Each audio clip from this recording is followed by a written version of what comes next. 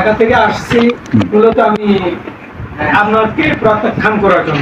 আচ্ছা আচ্ছা, আমাকে প্রত্যাখ্যান করার জন্য যে আপনি ঢাকা থেকে আসছেন এখানে আর চিকিৎসা নেওয়া না, তাই তো? জি। আচ্ছা আচ্ছা, তারপর? আমি আসার যেদিন আসছি সেদিনও আমার মেয়ে কিন্তু অসুস্থই ছিল মোটামুটি। আচ্ছা আচ্ছা।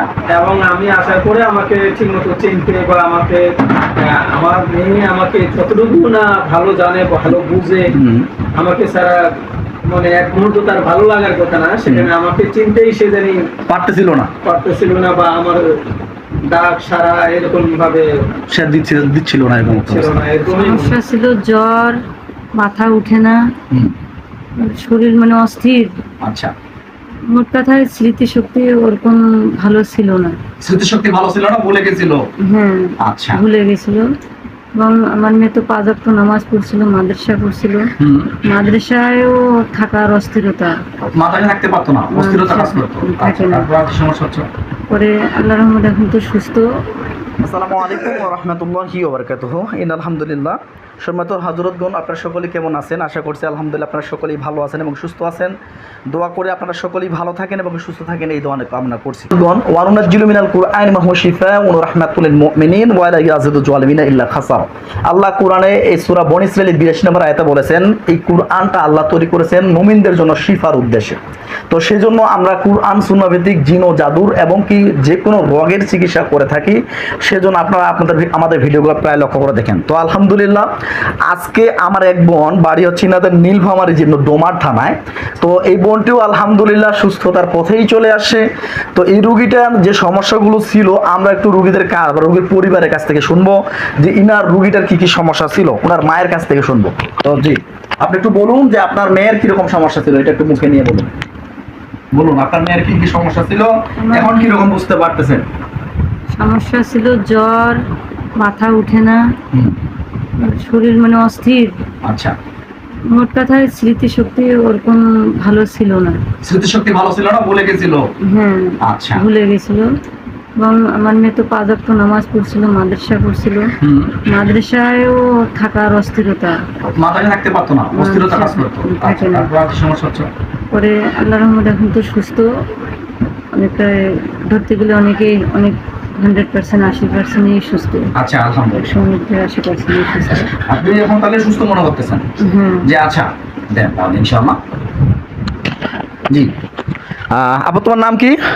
আমিরাতুন তাসনিম। আমিরাতুন তাসনিম। এখন তোমার কিরকম লাগে? আলহামদুলিল্লাহ। এখন আলহামদুলিল্লাহ ভালো লাগতে না? হ্যাঁ। তুমি যে এখানে আসছিলে 1 মাস আগে, তোমরা আসছিলে 14 তারিখ 7 মাস 25 সালে 25-এ আসলে 14 তারিখে আসছিলে, 7 মাসের 14 তারিখে আসছিলে। তো তুমি যে আমার এখানে আসলে তোমার কি মনে আছে? আসার কথা মনে নাই, যাওয়ার কথা একটু একটু মনে আছে। একটু একটু মনে আছে, হ্যাঁ। কিন্তু সম্পূর্ণ মনে নাই না। আচ্ছা, ঠিক আছে।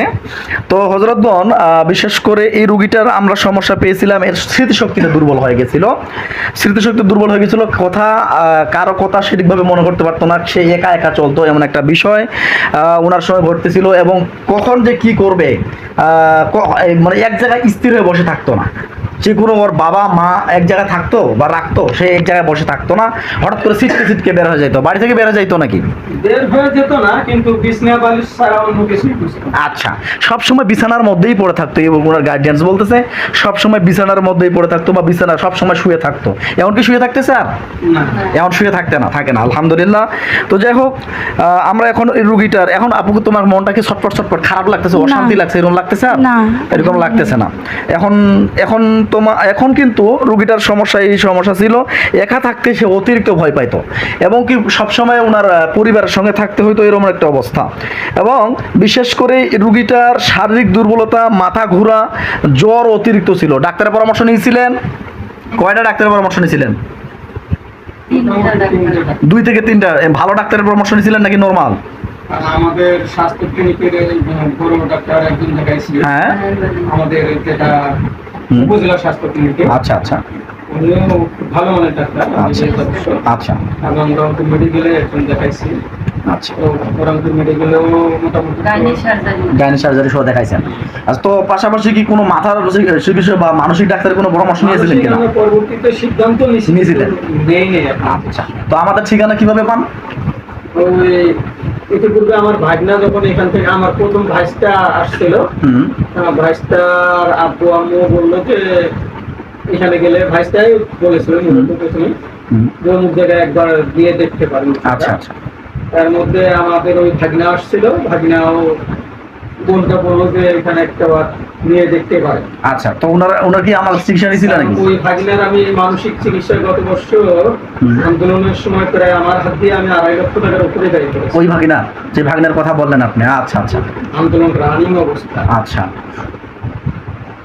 পরবর্তীতে এখানে আনার পরে যখন সুস্থ হয়েছে, ওই বোনটা আমি কিন্তু বিশেষ করে কবিরাজ, আমার ফ্যামিলিগত ভাবে কেউই আমরা কবিরাজি চিকিৎসা পছন্দ করি। আচ্ছা আচ্ছা আচ্ছা আচ্ছা। সময় আমার বাবাও কবিরাজি করতো হালকা, কিন্তু আমার বাবাও এখন বলে যে না, এগুলো যেহেতু শরীয়ত মোতাবেক নয়, সেহেতু এগুলোর ধারেও আমরা যাবো না।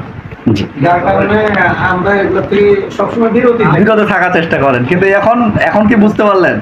এখন তো আসার পরে মোটামুটি আমি ঢাকা থেকে আসছি মূলত আমি আপনাকে প্রত্যাখ্যান করার জন্য। আচ্ছা আচ্ছা, আমাকে প্রত্যাখ্যান করার জন্য যে আপনি ঢাকা থেকে আসছেন এখানে আর চিকিৎসা নেওয়া না, তাই তো? জি। আচ্ছা আচ্ছা, তারপর আমি আসার যেদিন আসছি সেদিনও আমার মেয়ে কিন্তু অসুস্থই ছিল মোটামুটি। আচ্ছা আচ্ছা। এবং আমি আসার পরে আমাকে ঠিক মতো চিনতে বা আমাকে আমার মেয়ে আমাকে যতটুকু না ভালো জানে, ভালো বুঝে, আমাকে সারা মানে এক মুহূর্ত তার ভালো লাগার কথা না, সেখানে আমাকে চিনতেই সে জানি পারতেছিল না বা আমার ডাক সারা এরকম ভাবে সে দিচ্ছিল না, এরকমই মনে হচ্ছে। আচ্ছা আচ্ছা। তাহলে কি ও বললো আপনার পূজার পরেই কিন্তু আমরা অনেকটা রেজাল্ট পেয়েছেন। জি, আলহামদুলিল্লাহ। আচ্ছা ঠিক আছে, তো যাই হোক, এদিকে ঘুরে দাও। তো আলহামদুলিল্লাহ, রোগ সুস্থ করা মালিক কিন্তু আল্লাহ তাআলা। একজন চিকিৎসক, একজন ডাক্তার, একজন কবিরাজ, ওনারা কিন্তু চেষ্টা করতে পারে মাত্র, কিন্তু বেশিরভাগ এই কবিরাজি লাইনটা কিন্তু সব থেকে ধোঁকাবাজার লাইন। সব থেকে বেশিরভাগ মানুষ কিন্তু ধোঁকা দিতে মানুষকে বেশি পছন্দ করে বা বেশিরভাগে এবং ধোঁকা পায়। তো আলহামদুলিল্লাহ, আপনারা যদি আমাদের ভিডিওগুলো লক্ষ্য করে থাকেন, আমরা 100টা রোগী চিকিৎসা করলে 80% রোগী সুস্থতা আমাদের। কোথায় কিভাবে কাকে সুস্থ করবে এটা কিন্তু বলা যাবে না, ঠিক আছে? আর বিশেষ করে আমরা শুধু কবিরাজি করি না, আমরা কিন্তু জিন জাদুর, আমি কিন্তু একজন পেতি চিকিৎসক, ঠিক আছে? এই জন্য আমরা একটা রোগীর উপরে দোয়া দাওয়া দুটোই প্রয়োগ করি। শুধু কবিরাজি চিকিৎসা দিলে একটা রোগী সুস্থ হয় না, মানে সুস্থ হয় না বলে ভুল যাবে, হবে খুব কুচিতে কয়েকটা। কিন্তু যখন একজন চিকিৎসক রোগীর উপরে দোয়া দাওয়া দুটোই প্রয়োগ করা হয়, তখন দোয়ার মাধ্যমে দাওয়ার মাধ্যমে দুটো সিস্টেমে রোগীকে সুস্থতার পথে নিয়ে আসা যায়। তো আলহামদুলিল্লাহ, এই জন্য আমাদের রোগীর সুস্থতার সফলতার হারগুলো বেশি। তো এই জন্য বলবো, আল্লাহ তাআলা চাইলে কোথায় কিভাবে কাকে সুস্থ করবে এটা কিন্তু বলা যাবে না। তো ইনশাআল্লাহ আপনার রোগীর সুস্থতার পথে চলে আসছে, এবং এখন কিছু হালকা সাইড ইফেক্টস দেখা দিয়েছে, যেগুলো ওর ঘোলা দেখতে পাচ্ছে, এটাও ইনশাআল্লাহ ক্লিয়ার হয়ে যাবে, এটা আমি আল্লাহর কাছে আশাবাদী। কিন্তু যদি এরকম সমস্যা অতিরিক্ত হয়ে যায়, ক্লিয়ার যদি না বুঝতে পারেন, তাহলে আমি আপনাদেরকে বলবো চক্ষু বিশেষজ্ঞ ডাক্তারের পরামর্শ নেওয়ার জন্য, ঠিক আছে? চক্ষু বিশেষজ্ঞ ডাক্তারের পরামর্শ নেবেন, তাহলে ইনশাআল্লাহ ওর ঘোলাটা দেখাটা বন্ধ হয়ে যেতে পারে।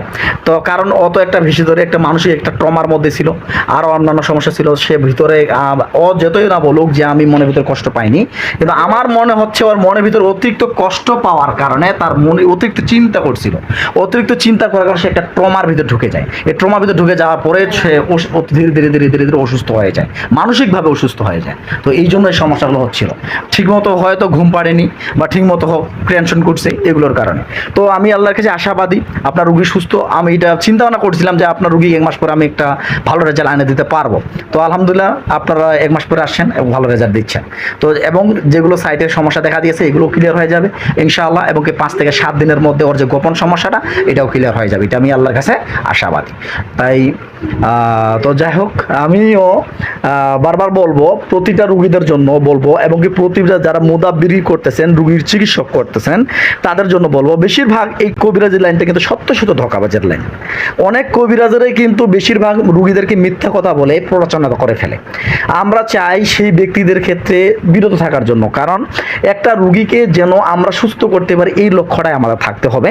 সবার কাছে দোয়া চাই আমার এই বোনটি যেন সুস্থ হয়েছে, আরও যেন পরিপূর্ণ সুস্থ হয়ে যায়, এই দোয়াই কামনা করে আজকে এখানে সমাপ্ত ঘোষণা করছি। আসসালামু আলাইকুম ওয়া রাহমাতুল্লাহ। আল্লাহ হাফেজ।